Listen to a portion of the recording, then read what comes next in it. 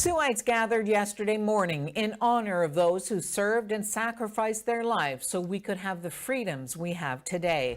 This year marks 100 years since the end of World War I, and to mark that anniversary, the Royal Canadian Legion Branch 25 held a ceremony, and cadets placed 100 pairs of boots to form the letter V and then read letters from a soldier written to his wife during the war. Mayor Christian Provenzano was there, and the guest speaker was retired warrant officer Patricia Knox, who spoke about being a military wife. At 11 a.m. on November 11th, 1918, Germany signed an armistice prepared by Britain and France. Although this marked the end of the war, it wasn't officially over until June 28, 1919, when Germany and the Allied nations, including Britain, France, Italy, and Russia, signed the Treaty of Versailles, formally ending the war.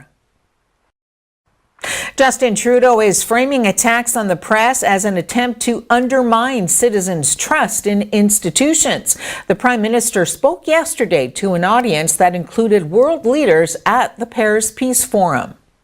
Attacks on the media are not just about getting your preferred political candidate elected, for example.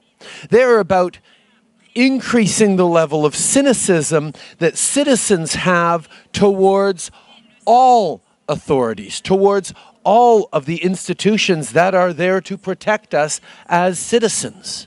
And one of the bulwarks against that, one of the institutions that is most under stress right now, is a free, independent, free-thinking, independent, rigorous, robust, respected media.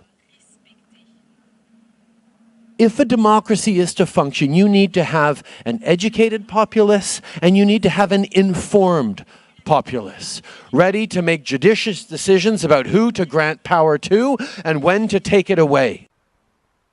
Over 100 vendors showed up to sell their merchandise on Saturday for the last day of the Bush Plane Museum's 6th annual craft show fundraiser. All proceeds raised go to the Bush Plane Museum. In Fort Lauderdale, Florida, Tallahassee Mayor and Democratic candidate for governor Andrew Gillum spoke at a largely African-American church yesterday, warning against vote suppression as Florida's governor and senator elections go to a recount. About this process, because for too long, too many of us have been ushered out of a room.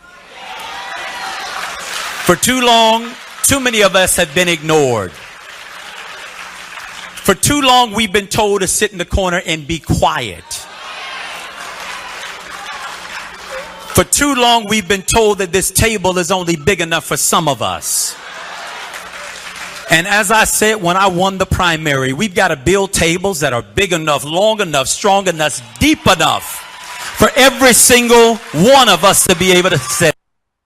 On Friday, MPP Ross Romano announced the government's recognition of Pauline's Place. It's a local shelter that provides emergency short-term housing for youth, women, and families who are experiencing a housing crisis. Pauline's Place was given a $75,000 seed grant last year through the Ontario Trillium Foundation, and that allowed them to hire 2 more staff who fight homelessness, addictions, and mental health in the community.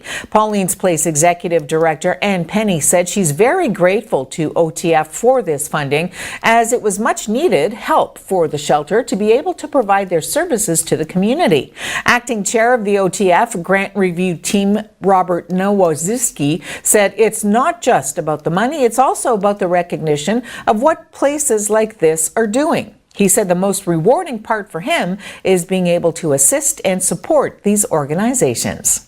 2 staff members, or has allowed them to hire 2 staff members. Pauline's Place is doing great work in our community, trying to end homelessness and try to look at taking care of people's basic needs, hygiene needs, food and shelter costs. They're really doing a finding housing first type of initiative, and it's doing a lot to help people in our community. Specifically, this initiative will help over 1,600 people in Sault Ste. Marie.